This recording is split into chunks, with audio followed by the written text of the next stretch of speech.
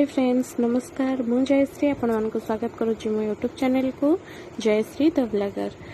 आज आम देखा बासी रुटी को आम गोटे नुआ रेसिपी बनईकि खाई पारिबा। बासी रुटी आम कुकुर गाई को दे देउचे, आम सेमती न करी जदि किछि अधिक रुटी बड़ी पड़ी तो आम यही रेसिपीटा बनईकि खाई पारिबा।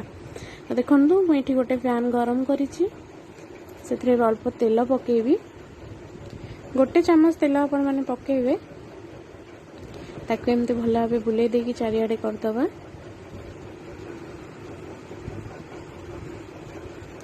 एथरे मु गोटे बासी रुटी पकेली। रुटी टी गरम हैला परे आमे सेथरे अल्प टिके पानी दबा। मु एबे पानी दोछि टिके।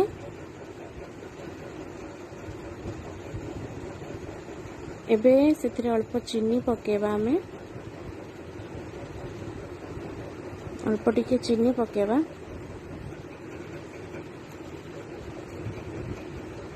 आपण जते मीठा खाया पसंद करियो अधिक चीनी पके पारन, अल्प चीनी पकेले रेसिपीटा भल लगी थाए।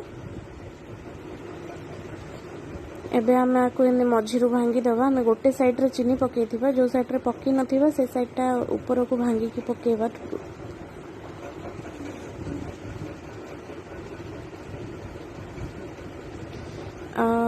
दी पट भल भाव सेकिबा। ए रेसिपीटा मते जणा नथिला बाहागर पूर्वरु। ए रेसिपीटा मो आई सासू मो सासू को सिखे दिले एवं मो सासू आमको सिखे दिले।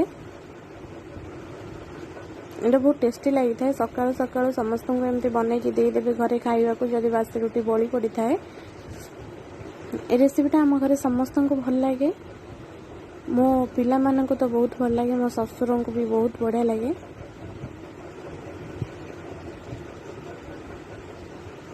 आम भल भाव दुई पाख को सेकी दबा। आपण माने निहाती आपण मान घरे बनातु खातु एवं मते कमेंट रे कहिबे केमती लागिला आपण मानकु।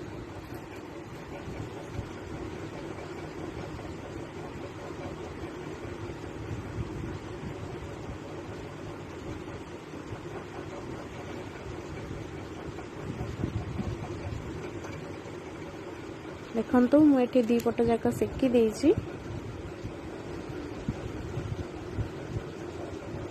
आ एटा बहुत जल्दी भी होता है, बेसी टाइम भी लागेनी और बहुत टेस्टी भी होता है। देखंतु एबे खाया पे प्रस्तुत हो जाइछि। केमती लागला कमेंट बॉक्स रे कहिबे। मो वीडियो को लाइक करिवे, शेयर करिवे, कमेंट करिवे। रहिली, नमस्कार।